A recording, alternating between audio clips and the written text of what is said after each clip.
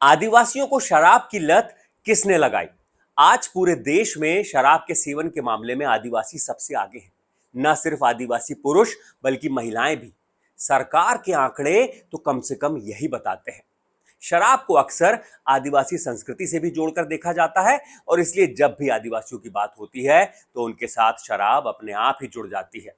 लेकिन क्या कहानी सिर्फ इतनी ही है कि आदिवासियों की संस्कृति ने उन्हें शराब की लत लगाई, या फिर इसके पीछे जिम्मेदार है 150 साल पहले लिया गया अंग्रेज हुकूमत का एक फैसला और आज की सरकारों और सिस्टम की नाकामी? आज के वीडियो में अलग अलग रिसर्च के हवाले से हम इसी की पड़ताल करेंगे कि आदिवासियों की शराब की लत आखिर किसने लगाई। नमस्कार और जोहार स्वीकार कीजिए। मैं हूं पुनीत कपूर और द अनकट स्टोरीज में आपका एक बार फिर स्वागत है। सबसे पहले आपको आंकड़े बताते हैं। नेशनल फैमिली हेल्थ सर्वे के मुताबिक देश में अनुसूचित जनजाति के 34% पुरुष शराब का सेवन करते हैं, यानी हर तीसरा पुरुष शराब पीता है और ये देश में सबसे ज्यादा है। इसके साथ ही 4% महिलाएं भी शराब का सेवन करती हैं, जो अन्य महिलाओं के मुकाबले 4 गुना ज्यादा है। और ये कड़वा सच है कि आज शराब आदिवासी समाज को बर्बाद कर रही है। लेकिन सच ये भी है कि शराब आदिवासी समाज में सदियों से मौजूद थी, लेकिन तब बर्बाद नहीं कर रही थी। फिर आज ऐसा क्या हुआ, बताएंगे आपको। लेकिन सबसे पहले बात इस बात की कि आदिवासी समाज और शराब का रिश्ता आखिर बना कैसे। जिस महुआ को आमतौर पर शराब के स्रोत के तौर पर ही देखा जाता है, उस महुए का पेड़ से आदिवासियों का रिश्ता हजारों साल पुराना है। संथाल, गोंड, मुंडा और ओरांव आदिवासी समाज में महुआ को जीवन का वृक्ष माना जाता रहा है, क्योंकि जब खेती भी ठीक से शुरू नहीं हुई थी तब आदिवासी महुआ के फल को खाकर गुजारा करते थे। तेल का उपयोग त्वचा की देखभाल के लिए होता था और तेल निकलने के बाद बीज का जो हिस्सा बचता था वो जानवरों के खाने के लिए काम आता था। महुए के पेड़ के हर हिस्से का इस्तेमाल लगभग औषधि के रूप में भी होता आया है और इसके साथ ही मीठे पेय पदार्थ के रूप में महुआ के फूलों से शराब बनाई जाती रही है।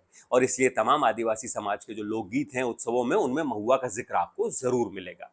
ठीक इसी तरह पूर्वी भारत में आप देखेंगे आदिवासियों में हड़िया का इतिहास हजारों साल पुराना है। हड़िया को चावल के साथ कई तरह की जड़ी बूटियों को मिलाकर बनाया जाता रहा है।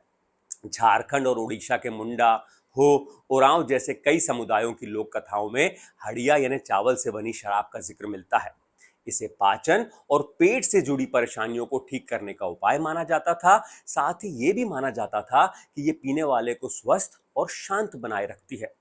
ओडिशा के कुछ आदिवासी समाज में गर्भवती महिलाओं द्वारा शारीरिक और भावनात्मक पीड़ा कम करने के लिए हड़िया पीना एक सामान्य प्रथा है। कुल मिलाकर अगर महुआ और हड़िया को समझना है तो उसे सिर्फ दारू की तरह मत देखिए। ये आदिवासी समाज की रसोई, खान पान, खेती, परंपरा और उत्सवों का हिस्सा रही है। और क्योंकि उस दौर में पारंपरिक शराब सीमित मात्रा में, सामुदायिक नियंत्रण में और प्राकृतिक तरीकों से बनाई जाती थी, इसलिए उसका स्वरूप आज जो बाजार वाली तेज शराब है उससे अलग था। इसलिए नुकसान भी कम था और लत लगने जैसा भी नहीं था। यहाँ यह भी जानना जरूरी है कि आदिवासी समाज में पारंपरिक शराब का इस्तेमाल कुछ खास मौकों पर ही होता था। मसलन सांस्कृतिक त्योहारों, विवाह हुआ हो, बच्चे का जन्म, नामकरण संस्कार के दौरान और कहीं कहीं पूर्वजों और देवों की पूजा के दौरान भी शराब का सेवन किया जाता था। लेकिन इसे रोज रोज नहीं पिया जाता था और साथ ही पीने पर समाज का, बुजुर्गों का नियंत्रण होता था।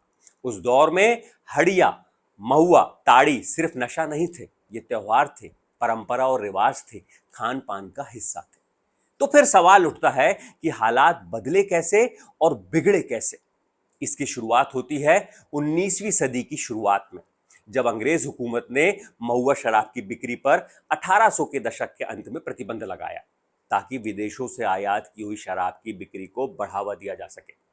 बीबीसी की रिपोर्ट के मुताबिक अंग्रेज सरकार ने महुआ को एक खतरनाक मादक पदार्थ घोषित करते हुए इसे सार्वजनिक स्वास्थ्य और नैतिकता के लिए खतरा बताया और इस पर रोक के लिए बॉम्बे आबकारी एक्ट और महुरा एक्ट जैसे कानून बनाए गए, जिसके जरिए न सिर्फ महुआ की शराब को बैन किया गया बल्कि आदिवासियों को महुआ के फूलों के संग्रहण और भंडारण पर तक रोक लगा दी गई। महुआ पर प्रतिबंध लगा दिया गया एक तरफ और आने लगी विदेशों से शराब। बीबीसी को दिए इंटरव्यू में लंदन विश्वविद्यालय में आधुनिक इतिहास की प्रोफेसर डॉक्टर एरिका वॉल्ट कहती हैं, हालांकि कुछ औपनिवेशिक अधिकारी यानी जो अंग्रेज अधिकारी थे, वो महुआ जैसे स्वदेशी पेय पदार्थों के सांस्कृतिक और पोषण संबंधी महत्व को पहचानते थे, लेकिन उस दौर में राजस्व को प्राथमिकता दी गई। यानी आदिवासी महुआ से बनी शराब खुद बनाते और पीते तो अंग्रेजों को राजस्व का नुकसान हो रहा था, इसलिए उन्होंने प्रतिबंध लगा दिया। और सबसे दिलचस्प बात यह है कि आजादी के बाद के दशकों तक महुआ पर कड़े कानून और प्रतिबंध लागू रहे, और दूसरी तरफ बोतल वाली शराब गांव-गांव तक धड़ल्ले से पहुंचती रही। कुल मिलाकर आदिवासी शराब को रोका गया और बाजार वाली शराब को बढ़ाया गया। इसी का नतीजा यह हुआ कि पहले शराब संस्कृति के अंदर थी और आज संस्कृति शराब के अंदर डूब रही है। इस बारे में रिसर्च क्या कहती है? इस बारे में रिसर्च बताती है कि कई आदिवासी इलाकों में पारंपरिक शराब की जगह बोतल वाली शराब तेजी से पहुंची, जो ज्यादा नशे वाली थी और ज्यादा लत लगने वाली थी। लेकिन क्या शराब से आदिवासियों के बर्बाद होने के पीछे सिर्फ यही एक वजह है? इसका जवाब है नहीं। तो क्या आदिवासी समाज में शराब की समस्या बढ़ने के पीछे उनकी संस्कृति जिम्मेदार है? इसका जवाब भी ना है। अलग अलग रिसर्च में आदिवासियों में शराब के बढ़ते सेवन के लिए गरीबी, बेरोजगारी, पलायन और अशिक्षा को जिम्मेदार बताया गया है। मसलन साल 2026 का एक शोध हुआ गुजरात में, उसमें आदिवासी ग्रामीण इलाके में शराब का सेवन 41.3% पाया गया। जी, गुजरात में जहां शराब पर प्रतिबंध है, वहां आदिवासी गांव में 41% आदिवासी शराब का सेवन करते पाए गए। और रिसर्च के पीछे रिसर्च के मुताबिक इसके पीछे जो 4 वजह बताई गई हैं, वो है कम आय, कम शिक्षा, अस्थिर रोजगार और पलायन, और साथ में परिवार में शराब की पहले से आदत रही है। इसी तरह की एक रिसर्च मध्य प्रदेश के मंडला में हुई आदिवासी बस्ती में। वहां अध्ययन में पाया गया कि वहां ज्यादातर छोटे किसान और मजदूरों में शराब की लत ज्यादा थी, अशिक्षित लोगों में भी शराब का सेवन ज्यादा था। इसी तरह का एक अध्ययन केरल में हुआ। वहां पर एक आदिवासी शख्स ने रिसर्चर्स को बताया कि हमें महीने में सिर्फ 3-4 दिन काम मिलता है, बाकी समय बैठे रहते हैं, इसलिए सुबह से ही दोस्तों के साथ पीने बैठ जाते हैं। और आदिवासियों में बढ़ रहे शराब के सेवन के लिए अक्सर लोग उनकी संस्कृति को जिम्मेदार ठहरा देते हैं। अगर कोई गैर आदिवासी शराब पिए तो उसे माना जाता है ये उसकी व्यक्तिगत समस्या है, लेकिन अगर आदिवासी शराब पिए तो पूरी संस्कृति को दोष किया जाता है कि आदिवासी तो शराबी है ही, शुरू से उनकी संस्कृति का हिस्सा है। समस्या आदिवासी संस्कृति नहीं है, समस्या है गरीबी, बेरोजगारी, अशिक्षा, बाजार की शराब और टूटती सामुदायिक व्यवस्था। क्योंकि पहले शराब पर समाज का नियंत्रण था और अब शराब पर बाजार का नियंत्रण है, और इसीलिए गांव-गांव तक धड़ल्ले से बाजार वाली शराब की बोतलें पहुंचाई जा रही हैं। ऐसा नहीं है कि इन बातों से सरकार अनजान है। साल 2020 में जनजातीय मामलों के मंत्रालय की एक रिपोर्ट में सरकार खुद मानती है कि ज्यादा शराब का सेवन आदिवासी परिवारों में स्वास्थ्य समस्याओं, मौत, कर्ज और गरीबी का एक बड़ा कारण है। यह कई आदिवासी राज्यों में गंभीर मुद्दा बन चुकी है। सरकार की रिपोर्ट कहती है आदिवासी गांवों में शराब की समस्या एक बड़े सार्वजनिक स्वास्थ्य संकट के रूप में उभर रही है। इस रिपोर्ट में साथ में सिफारिश की गई है सरकार की रिपोर्ट में कि आदिवासी विभाग और स्वास्थ्य विभाग को मिलकर इस पर आवश्यक नीति तैयार करना चाहिए। इस रिपोर्ट को आए 6 साल गुजर चुके हैं, लेकिन न नीति बनी, न आगे कुछ हुआ। लेकिन खामियाजा कौन उठाता है?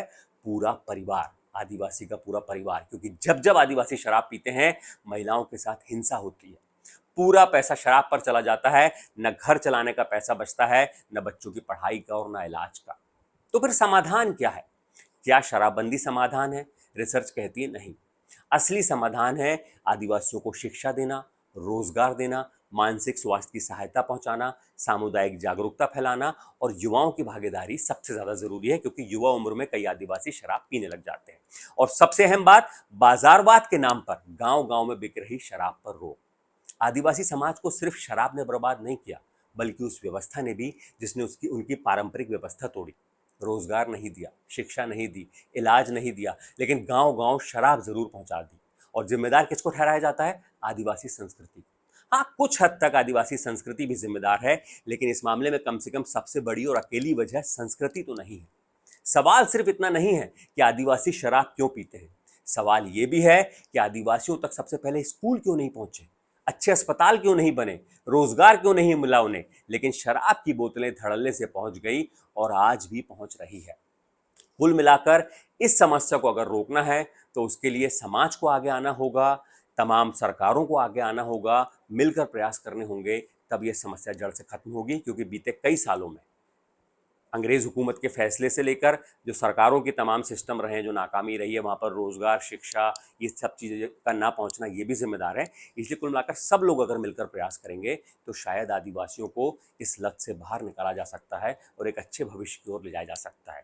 इसलिए अगली बार जब कोई अगर आप आदिवासियों के शराब से जुड़ा अगर कोई आप बात सुने, तो अकेले संस्कृति को जिम्मेदार मत मानिएगा, उसके लिए जिम्मेदार ये तमाम वजह जिनको हमने रिसर्च के हवाले से बताया है, और इन तमाम तमाम रिसर्च का लिंक हम आपको डिस्क्रिप्शन बॉक्स में देंगे, ताकि अगर आपकी दिलचस्पी हो तो आप उसे जाकर पढ़ भी सकते हैं।